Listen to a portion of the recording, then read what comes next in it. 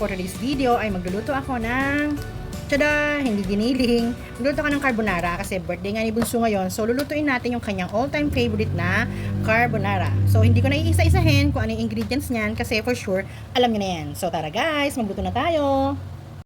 So guys, mag-start na tayo magluto ng ating carbonara. So unahin ko muna igisa yung ating giniling.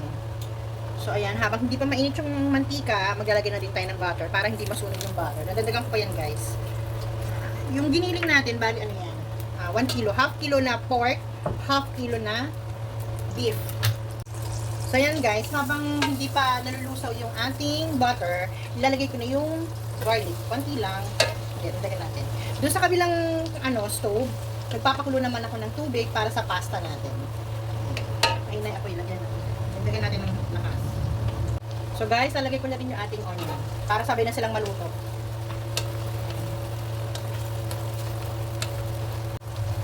So guys, gusto ko na rin ilagay itong ating giniling para sabay-sabay na sila dyan. Ayan. Ito yung pork, ito yung beef. Kasi 2 kilos yung natin yung ating carbonara. Pero depende pa rin kung 1 kilo muna ilalaga ko na pasta. Ayan. So ayan guys, hintayin lang muna natin itong magisang mabuti. Check natin guys. Ay, mainit. Teka lang. Tada! O diba? Sunog na. Haluin natin. Ah, hindi naman. Kayo naman. So, konti pa. Gusto ko matuyuan siya ng konti pa. Okay? Bago natin ilagay yung mga sauce natin.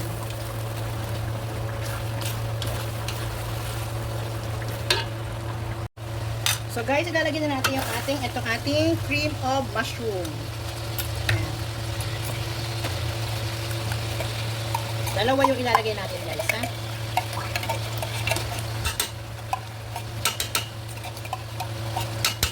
Then yung next, yung pangalawa, ilagay na rin natin.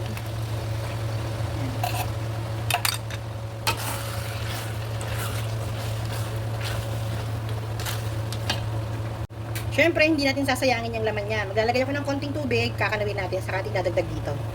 So ito guys, lagyan na natin.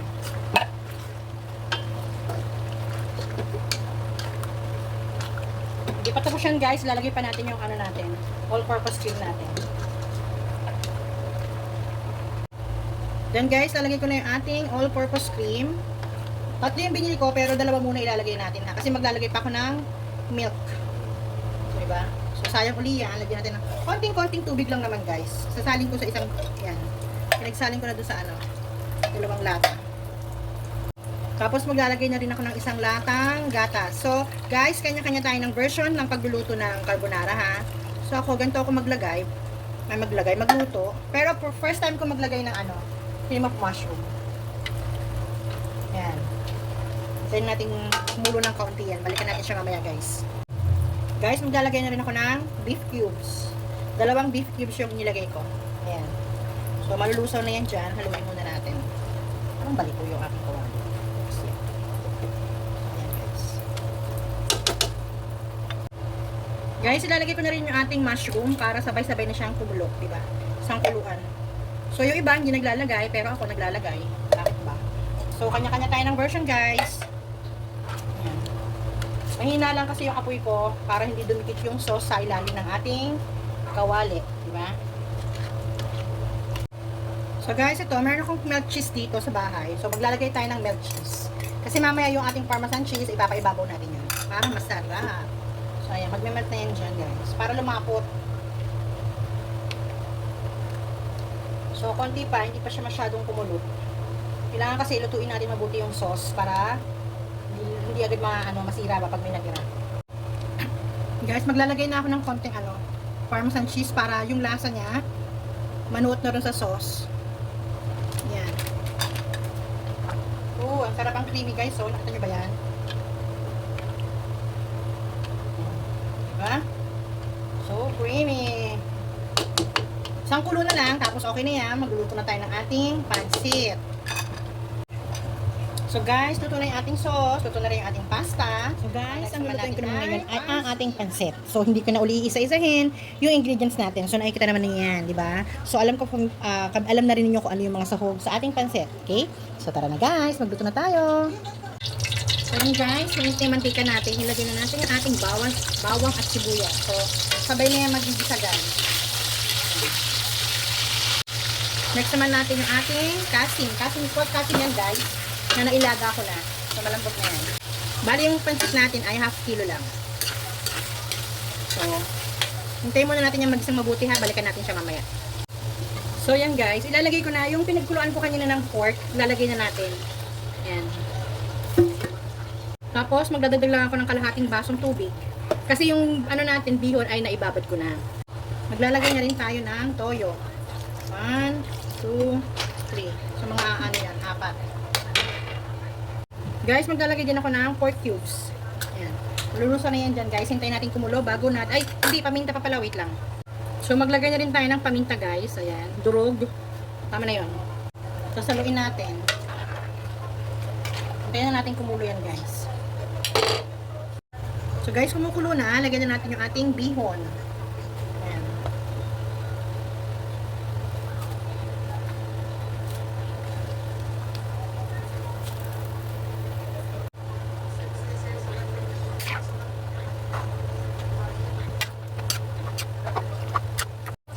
So guys, lagay na natin yung ating gulay. Yung sayote at yung carrots. Yung iba, sinasama sa paggisa yung carrots at yung mga gulay. So ako hindi, natutunan ko to sa ate ko. Ganyan kasi magluto yung ate ko. So ayan. Diba? Maluluto na yan dyan guys. So, balikan natin yan. I-prepare ko lang yung ating fried chicken. Lagay na natin yung ating Baguio beans.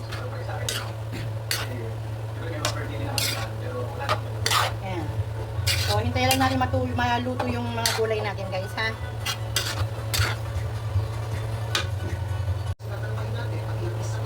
Guys, ilalagay na rin natin yung ating repolyo.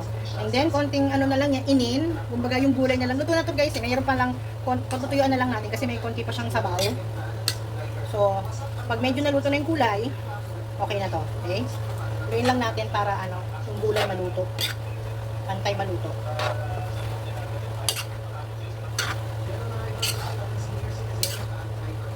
Ayan o, may ano pa siya. May sabaw pa. Kailangan natin patuyuan yan guys. So guys, ito yung ating pansit. Luto na siya guys. O, di ba ang sarap niya? Yum! So guys, ito yung ating fried chicken. So, 2 kilos na binili namin ni Daddy. Pero ito lang yung niluto ko kasi bumili kami ng chicken sa SNR. So, yun yung isa-share namin sa family. So, ito luto ko lang para para dito sa bahay. Pero yung para sa family, yung chicken sa SNR. So, tara guys, magluto na ulit tayo. So guys, itong chicken, na-brine ko na to ng almost 2 hours. So, ayan. Binrine ko lang siya sa salt. Yan. Tapos, itong ating harina, itong ating mixture, lang din to. Harina, cornstarch, and salt and pepper. So, yun lang yung nilagay natin dito, guys. Yan. So, kita nyo ba? Yan. Natin siya, papagulong na natin siya sa harina. And then, ipiprito na natin siya. Ayan guys, mainit na yung ating mantika. Salang na natin yung ating fried chicken.